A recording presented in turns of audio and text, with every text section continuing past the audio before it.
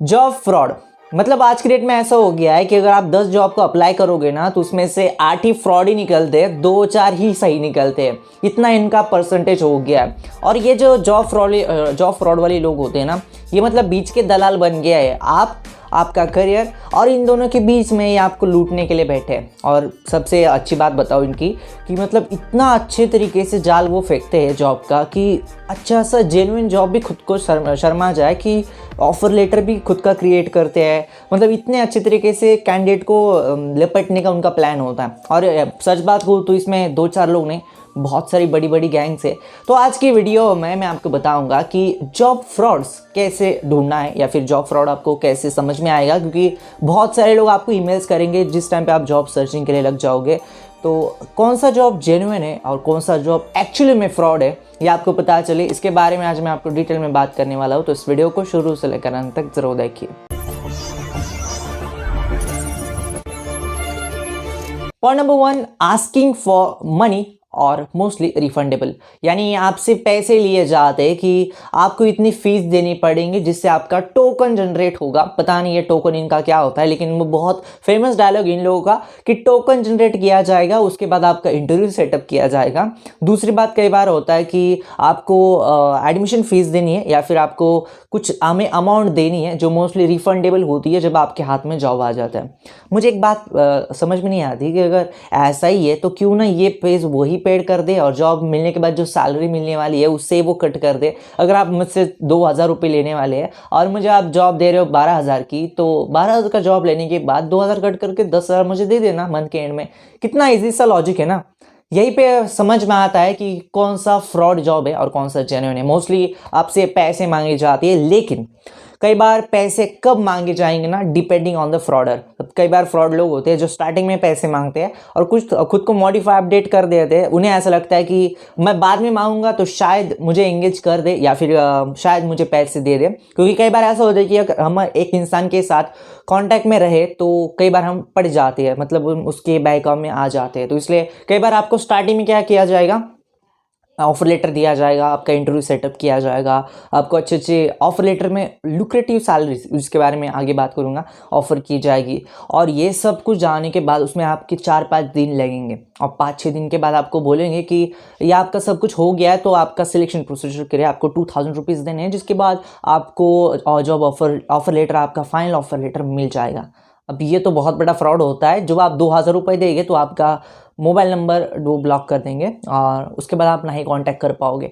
दूसरी बात कि इतने कम पैसों के लिए आप भी पुलिस स्टेशन नहीं जाओगे। आपके घर वाले बोलेंगे बेटे जाने दो, आगे पढ़ो, आगे जो हो रहा है उसे देखो, पुलिस के झंझट में मत पड़ो।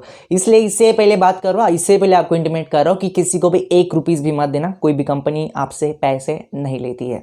Point number 2, asking for confidential infos. कई बार आपका क्रेडिट कार्ड, डेबिट कार्ड की इन्फो मांग देते हैं। ये एक्चुअली फ्रॉड उन लोगों के साथ होते हैं जो बहुत ग्रीडी होते हैं। मतलब अगर आपको कोई ईमेल आ जाए तो बहुत ग्रीडी होकर इन्फो देने लगते हैं। तो इन लोगों के साथ ये फ्रॉड होता है कि कभी भी किसी को क्रेडिट कार्ड, डेबिट कार्ड का पासवर्ड मत देना। ये सब कुछ आपको बनाने का प्लान है, टोटली बनाने का प्लान है। बोलने वाला था लेकिन नहीं बोला मैं कि बहुत बनाते हैं। मुझे तो बहुत बुरा लगता है कि यंग स्टूडेंट जो होते हैं, मतलब जिन लोगों का करियर स्टार्ट होने वाला है, उन लोगों के साथ ये फ्रॉड्स होते हैं।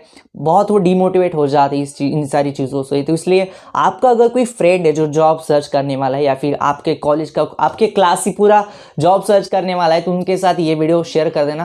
किसी गरीब बच्चे का मैं नहीं चाहता पैसे जाए किसी फ्रॉड के अंदर, क्योंकि कई बार लोगों के लिए 1,000 रुपीज़ भी बहुत ज़्यादा होते हैं। शायद आपके लिए नहीं होंगे लेकिन किसी और फैमिली का पूरा खर्चा चलता है। तो इसलिए प्लीज़ इन सारी चीज़ों के ऊपर मत ट्रस्ट करना कि आपको कॉन्फिडेंशियल इन्फो मांगते हैं। Point number 3, badly written job description. हालांकि ये पॉइंट है ना आपके लिए है कि जॉब डिस्क्रिप्शन किस तरह से लिखा है ना, ये पहले समझ लो। अब देखो, बहुत सारे प्लेटफॉर्म्स है जिनके ऊपर जॉब ऑफर किया जाता है, उनमें से कुछ जेन्युइन है, कुछ नहीं है। तो जॉब डिस्क्रिप्शन ही वही चीज़ होंगी जहाँ से आपको पता चलेगा कि एग्जैक्टली क्या ये फ्रॉड है, क्या ये जेन्युइन है। और कोई जेन्युइन कंपनी है ना तो मोस्टली वो फोकस करती है कौन से कैटेगरी के, यानी कौन से क्वालिफाइड लोग चाहिए। सेकेंडली वो फोकस करती है कि हम कौन से लोकेशन पे अवेलेबल है। थर्ड थिंग कि जॉब रिस्पॉन्सिबिलिटीज़ और जॉब रोल क्या होंगे और हमें कौन कौन से स्किल्स चाहिए। जो फ्रॉड वाले लोग होते हैं ना, उनका ही सिमिलरली होता है थोड़ा बहुत, लेकिन उनमें क्या होता है कि कई बार सैलरी डिस्क्लोज कर देते हैं, जिसकी वजह से जो ग्रीडी लोग होते हैं वो अप्लाई कर देते हैं। दूसरी बात कि स्पेलिंग मिस्टेक्स कई बार करते हैं। जो जेन्युइन ऑर्गेनाइजेशन है जहाँ पे जॉब ऑफर किया जाता है, तो उसमें से स्टेप्स होते हैं, एचआर, सीनियर एचआर, एग्जीक्यूटिव, उनकी थ्रू ये जॉब मार्केट में आगे जाते हैं। जो फ्रॉड होता है वो कोई अकेला इंसान अपने उत्तर प्रदेश में, कहीं बिहार में, कोई महाराष्ट्र में बैठकर बेचारा फ्रॉड का अपना सब कुछ तैयार करता है, सो टोटली प्लान, तो इसलिए कई बार उसमें गलतियाँ होती है। तो स्पेलिंग मिस्टेक्स। सेकेंड थिंग कि बहुत सारी चीज़ें एक ही पैराग्राफ के अंदर वो एक्सप्लेन करने का वो ट्राई करता है। आपको सैलरी भी, लोकेशन भी, आपको क्या क्या मिलेगा, आपको क्या, आपके लिए कौन कौन सी फैसिलिटीज़ है, ऐसा सब कुछ वो बेचारा बग देता है। तो इसलिए बैडली रिटन डिस्क्रिप्शन, यानी बहुत ही अफरा तफरी वाला, जिसमें कुछ भी आपको समझ में नहीं आ रहा है कि ये जॉब किस लिए है और मुझे ये किस लिए बता रहा है, तो ये होता है फ्रॉड वाले लोगों का एक बहुत ही वीक पॉइंट कि जॉब डिस्क्रिप्शन यहाँ पे कई बार बैडली दिखा जाता है। Point number 4, offering on spot offer. और कई बार आपके लिए जो क्राइटेरिया होता है बहुत ही वीक रखा जाता है आपके सिलेक्शन के लिए। जो जेन्युइन कंपनीज है वहाँ पे एप्टीट्यूड राउंड होता है, फिर आपका टेक्निकल एचआर राउंड होता है, फिर आपका इंट्रोडक्शन किया जाता है कंपनी में, बहुत सारे 3-4 स्टेप के बाद। जो फ्रॉड वाले लोग होते हैं कई बार ऑन स्पॉट ऑफर, मैंने तो अभी तक नहीं देखा ऑन स्पॉट का, लेकिन होता होगा शायद, क्योंकि ऑन स्पॉट वाले भी बहुत सारे फ्रॉड्स होते हैं। लेकिन ये जो होता है ना इजी हायरिंग क्राइटेरिया, मतलब आपको एक क्वेश्चनर दी जाएगी जिसमें आपको बोला जाएगा कि इसको सॉल्व कर दो, और फिर उसको डायरेक्टली आपको बोलेंगे कि आपका सिलेक्शन हो गया, आपका प्रोफाइल हमें अच्छा लगा तो आपका सिलेक्शन हम कर रहे हैं। तो ये बहुत बड़ा फ्रॉड होता है, क्योंकि कोई भी कंपनी, जेन्युइन कंपनी, अपने कैंडिडेट्स को 2-3 वेज से फिल्टर करना चाहती है। वो कभी भी एक ही आपका क्वेश्चन ही, या फिर आपका कोई मोबाइल के ऊपर लिंक आई है, उस लिंक से आप क्लिक करोगे, एग्जामिनेशन दोगे और आपका डायरेक्टली सिलेक्शन नहीं करेगी। नॉर्मली ऐसा नहीं होता। अगर कोई जेन्युइन कंपनी है, उसका सिलेक्शन क्राइटेरिया में फर्स्ट स्टेप अगर एप्टीट्यूड है, जहाँ पे आपको एग्जामिनेशन देनी है, तो एचआर का किसी का कॉल आएगा, आपको बोलेंगे कि सर ये आपको करना है। फिर वो राउंड होने के बाद आपका टेक्निकल एचआर राउंड, फिर से आपका इंटरव्यू होगा, फिर आपका सिलेक्शन हो जाएगा। तो ये जेन्युइन कंपनी की निशानी होती है। जो फ्रॉड होता है वहाँ पे डायरेक्ट लिंक दी जाएगी और यहाँ पे सॉल्व कर दो, 2-4 घंटे में आपको फोन आ जाएगा कि सिलेक्शन हो गया। तो ये सब कुछ आगे फिर आपका वो टोटली फ्रॉड के वो उनके चैप्टर और उनके स्टेप चालू हो जाएंगे। तो जेन्युइनली यही एक बहुत बड़ा उनका डिटेक्शन करने का क्राइटेरिया होता है। Point number 5, luring salary beyond expectation. आप अगर एक्सपेक्ट कर रहे हो मुझे 15,000 की जॉब मिलेगी और आपको कोई 25,000 की जॉब ऑफर कर दे एज अ फ्रेशर, तो बहुत ग्रीडी हो जाओगे, आपको बहुत एक्साइटमेंट होगी और उस जॉब को आप छोड़ना नहीं चाहोगे।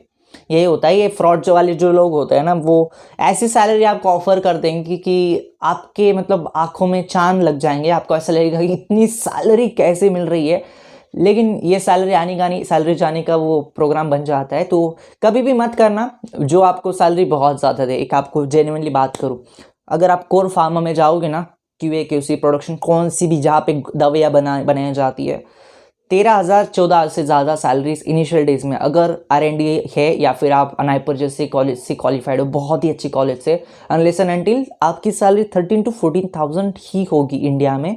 फिर 1 साल के बाद ये बहुत बढ़ती है अकॉर्डिंग टू योर परफॉर्मेंस, क्योंकि इसका रीज़न ये है कि फार्मा कंपनी में एज अ फ्रेशर आपको सिखाया जाता है।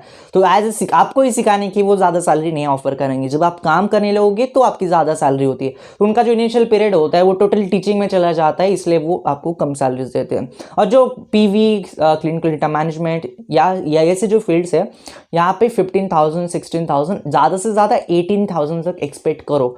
उससे ज़्यादा अगर कोई ऑफर कर रहा है तो ज़रूर कुछ ना कुछ लोचा है इसमें। और एक बात कि मेडिकल कोडिंग के लिए कई बार 20-22,000 तक होती है सैलरी, उसका रीज़न अलग है, उनके इंसेंटिव्स वगैरह सारी चीज़ें होती है। और मार्केटिंग के लिए कई बार ज़्यादा सैलरी होती है, लेकिन उसमें भी अगर बहुत ही ज़्यादा है, मतलब 30,000 ही आपको सैलरी दे रहे हैं मार्केटिंग में, तो कई बार ये थोड़ा सा लगता है कि क्या है, सचमुच में है। कई बार होते हैं जेन्युइन। मेरे कुछ फ्रेंड्स थे जो IVF सेंटर में एज अ मार्केटिंग लगे थे, उनके 35,000 रुपीज़ सैलरी थी डिग्री के बाद, लेकिन उनका काम भी उतना बड़ा था और उनके लीड्स भी बहुत बड़े थे। बहुत रेयर केस में ऐसा होता है। तो ये होता है टोटली जेन्युइन जॉब ढूंढने का और फ्रॉड जॉब ढूंढने का, ये क्राइटेरियाज होते हैं। 4-5 पॉइंट मैंने आपको बताया। अगर आपको पॉइंट कौन सा अच्छा लगा वो मुझे कमेंट बॉक्स में बताना। दूसरी बात कि आपके फ्रेंड्स के साथ, आपके क्लास में कोई ग्रुप है तो उसमें ये वीडियो जरूर शेयर कर देना, क्योंकि बहुत सारे लोग हैं जो 4th ईयर कंप्लीट अभी हो गया है उन लोगों का, और जॉब सर्चिंग में उनके पास बहुत सारे फ्रॉड लोगों की कॉल अभी भी आना स्टार्ट हो चुका है। ये था आज का वीडियो। धन्यवाद दोस्तों ये वीडियो देखने के लिए। धन्यवाद।